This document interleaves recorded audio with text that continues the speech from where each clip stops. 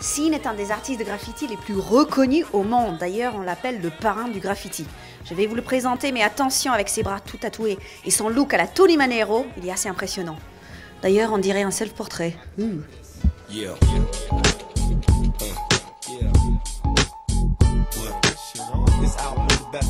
Sin a commencé dans le métro new-yorkais en 1973. Il taguait 7 jours sur 7.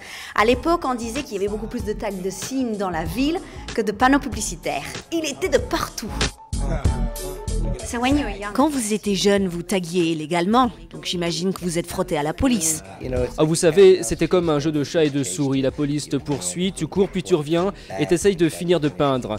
Vous savez, j'ai joué à ce jeu pendant des années. C'était vraiment amusant. Ça faisait un peu peur parfois, mais au final, c'était vraiment drôle. Ils disaient quoi, vos parents? Ma mère, ça allait. Mais mon père, attention, je m'en suis pris des raclés. Mais ce qui est drôle, c'est qu'après toutes ces années, j'ai continué à peindre. Et maintenant, mon père, quand il rentre chez lui, il raconte partout que son fils est artiste.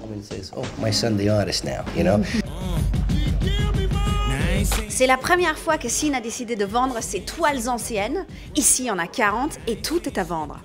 Ça vaut combien, ça, à votre avis? Je sais pas, j'y pense même pas. Je veux des chiffres. Je peux pas répondre. Je viens d'avoir l'info. Il a déjà vendu des tableaux à plus de 70 000 euros. C'est pas mal, ça? Et maintenant, vous ne peignez plus du tout de façon illégale? Pour dire la vérité, non, je ne le fais plus parce que je n'ai plus l'âge d'aller dans la rue pour peindre pendant la nuit. Mes jambes, mon corps, je peux plus faire ça maintenant. Merci beaucoup, c'est génial. Je vais garder ça précieusement parce que ça vaut beaucoup d'argent.